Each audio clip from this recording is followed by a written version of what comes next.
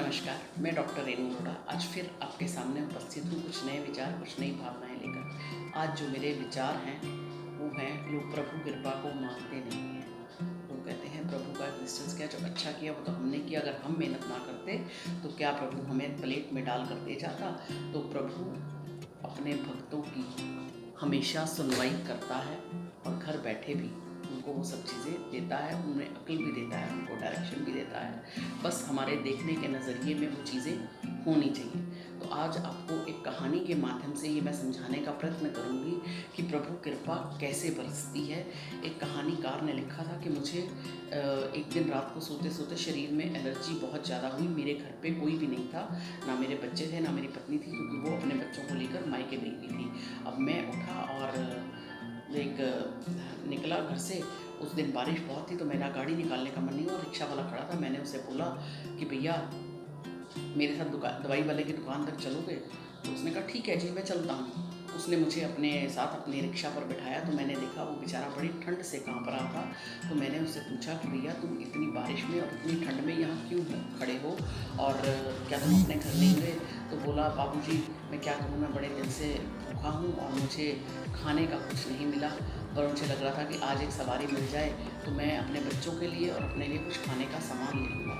तो जब मैं केमिस्ट की दुकान पर गया, मैंने वहाँ से दवाई ली, तो साथ ही एक दुकान थी जिसमें छोले भटूरे बन रहे थे। मैंने पता नहीं मन में क्या आया, क्या कहाँ से प्रेरणा आई, मैंने वो छोले भटूरे अपने पैक करा लिए और साथ में उसके साथ कुछ और सामान भी खाने पीने का उसके लिए पैक करवा लिया।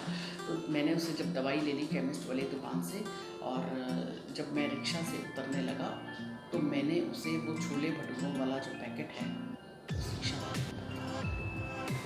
तो जब मैंने उसे पकड़ाया तो उसकी आंखों से झर झर झर झर करके आंसू बहने लगे। कहने लगा बाबूजी मेरे मन में बड़े दिल से तमन्ना थी और मैं प्रभु को प्रार्थना कर रहा था कि मुझे कुछ अच्छा खाने का चाहिए, और ताकि मैं अपनी भूख प्यास मिटा सकूं, अपने बच्चों को कुछ अच्छा खाने का दे सकूं। मुझे इतने दिन से सवारी नहीं मिली थी और आज अगर मुझे कुछ खाने को नहीं मिलता तो शायद मैं मर ही जाता। मैंने केमिस्ट की दुकान से उसको दवाई भी लेकर दी, अपनी स्किन एलर्जी की दवाई तो ली, पर जब तक मैंने उसे खाना दिया और दवाई दी तब तक मेरी स्किन एलर्जी जो थी ठीक होगी। अब समझने वाली बात यह है कि प्रभु कृपा किसके ऊपर हुई, उसके ऊपर हुई या मेरे ऊपर हुई, क्योंकि वो इतने दिन से भूखा था, प्रेरणा दी ऊपर वाले ने, और मैं रिक्शा लेकर गाड़ी ना निकाल कर उसकी रिक्शा पर केमिस्ट की दुकान पे गया, उसको उसके बुखार की दवाई दिलवाई और खाने का सामान भी दिलवाया और उसकी भूख मिटाई। क्या सच में भगवान ने अपने उस भगत की मदद करने के लिए मुझको भेजा था, या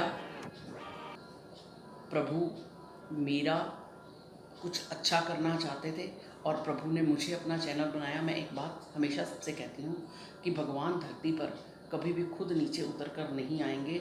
उसने अगर आपका काम कराना है तो वो इंसानों के बीच में ही भगवान बनाकर भेज देगा और आपका काम कर देगा। क्या वो खुद आता है धरती पर कभी वो काम कराने, उस किसी को प्रेरणा देगा कि जा भैया इस व्यक्ति का काम होना है, और उस अब हर व्यक्ति क्यों किसी की सहायता नहीं कर पाता? क्योंकि उसकी किस्मत में नहीं है, वो प्रभु को मानता नहीं है। जो प्रभु को मानता है, प्रभु उसको चैनल बनाते हैं किसी और का काम करने के लिए।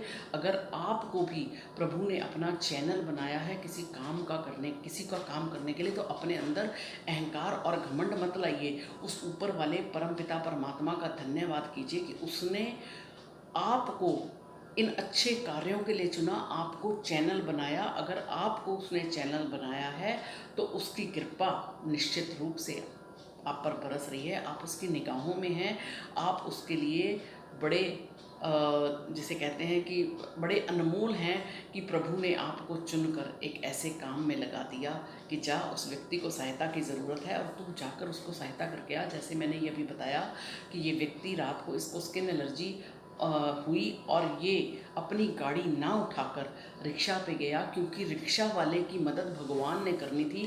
वो भगवान से इतने दिन से अपने खाने के लिए प्रार्थना कर रहा था, अपने बच्चों के लिए उसको खाने के लिए रोटी चाहिए थी, तो भगवान खुद नीचे नहीं आ सकते थे। उन्होंने अपने किसी बंदे को प्रेरणा दी और उसके एलर्जी हुई और वो उठकर दवाई लेने गया। उसके मन में ये बात डाली कि ये रिक्शा वाला भूखा है, इसको खाना खिला दो और इसके लिए इसको बुखार भी है तो इसको दवाई पी लेता हूँ। तो जब भी आपको मौका मिले किसी की सहायता को करने का, पीछे ना हटें और सहायता कर रहे हैं तो मन में घमंड ना लाएं, ऊपर वाले का शुक्रिया अदा करें कि वाकई ही उसने आपको इस लायक समझा कि आप किसी की मदद कर पाएँ। तो प्रभु कृपा हमेशा बारंबार बरसती है, बस उसको महसूस करने की ज़रूरत है।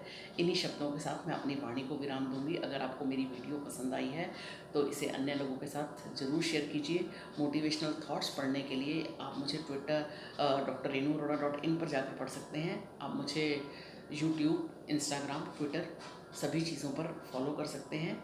और अगर कुछ पूछना चाहें तो मुझे इनबॉक्स में कमेंट कर पूछ सकते हैं। धन्यवाद।